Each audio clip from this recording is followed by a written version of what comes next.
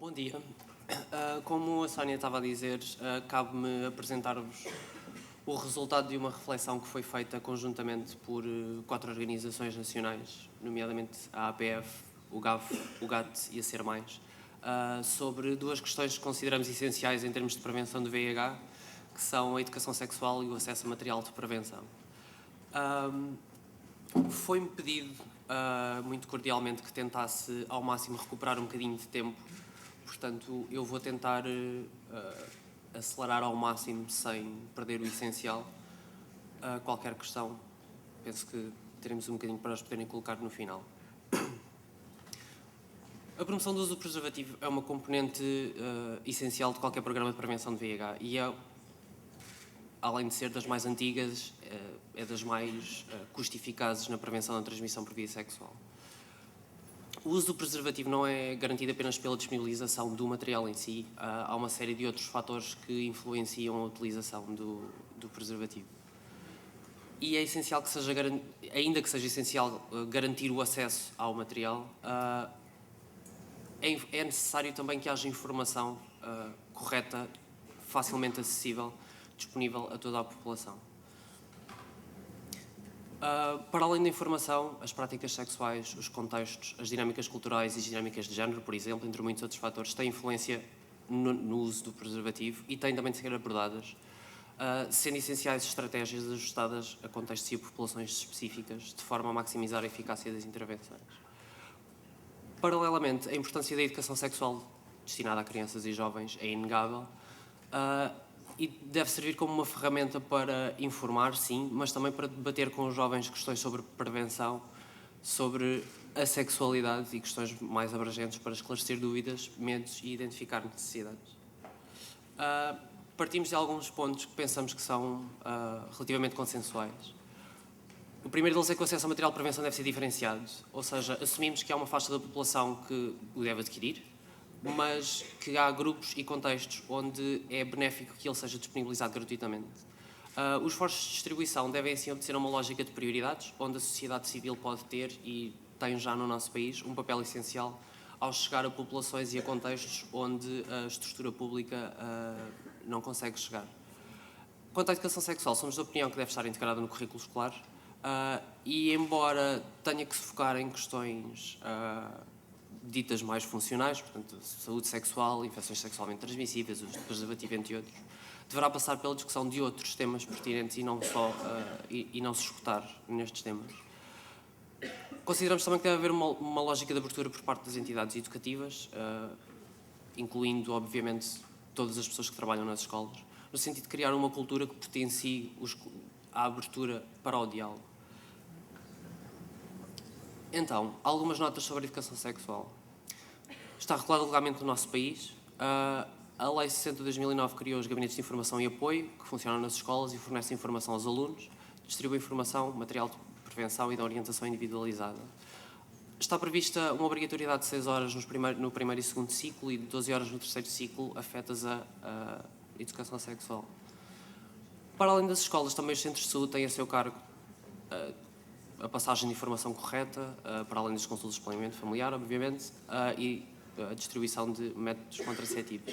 O SCAD, por seu lado, também disponibilizam serviços anónimos e confidenciais de rastreio e aconselhamento e material de prevenção. E a APF, como um exemplo, mas outras organizações da sociedade civil dispõem também de projetos, quer dirigidos à população em geral, quer dirigidos a populações específicas, com funções semelhantes e complementares. O que tem acontecido é que tem havido cada vez menos tempo alocado a áreas não curriculares nas escolas, que era o local onde estas temáticas eram maioritariamente abordadas. O aumento do número de alunos por turma e um baixo número de professores com preparação específica gera também algumas dificuldades. E quando falamos em preparação, não é só a preparação curricular de temática. Há que haver capacidade da pessoa que está a transmitir e a discutir estas questões de comunicar com as pessoas que têm à frente, e o tipo de comunicação é muito diferente consoante a idade. A questão da inexistência de um currículo formal, apesar da existência de linhas de orientação, também é complicada, porque não há uma homogeneização, basicamente. Continuam a existir dificuldades em disponibilizar material de prevenção em contexto escolar.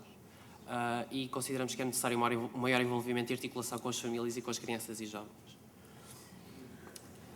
Em termos do nosso mecanismo de distribuição nacional, algumas das limitações que debatemos. O facto de haverem não um, mas 2 sistemas de distribuição, consideramos que pode dificultar a adequada gestão do mecanismo nacional. Tem havido algumas dificuldades por parte da sociedade civil em acederem atempadamente a material, não sempre, não em todos os sítios, mas existem. O facto de ser um sistema de distribuição maioritariamente reativo, consideramos que este sim é um problema bastante complicado.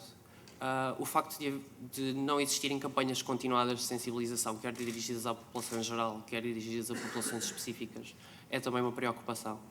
A inexistência de um programa que funciona em meio prisional é também uma questão. E não há metas e objetivos claros em termos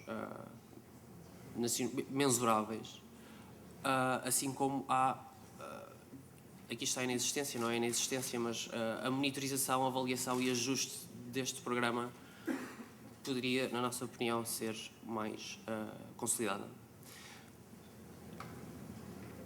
O nosso ponto de vista é então qual? Plenamente de acordo que estes são os contextos cruciais, ou seja, para além dos contextos formais de saúde, as populações em maior risco de contrair a infecção têm que ser um alvo primordial, os jovens têm que ser um alvo primordial e os contextos de risco, ou contextos onde seja mais provável que existam comportamentos de risco, também devem ser um alvo primordial. Achamos que consolidar e expandir a rede nacional de distribuição e dar-lhe um caráter proativo que permita que consiga chegar aos sítios onde ainda não chega seria essencial, sobre uma única coordenação. Um investimento em campanhas de sensibilização dirigidas, como disse há pouco, à população geral e a alguns dos grupos, ou a todos os grupos prioritários, seriam essenciais. A criação de centros de distribuição regionais ao invés de um único centro de distribuição nacional, à semelhança do que já acontece no sistema formal de saúde, seria, na nossa opinião, uma vantagem. E o investimento, óbvio, na consolidação dos programas de educação sexual nas escolas também.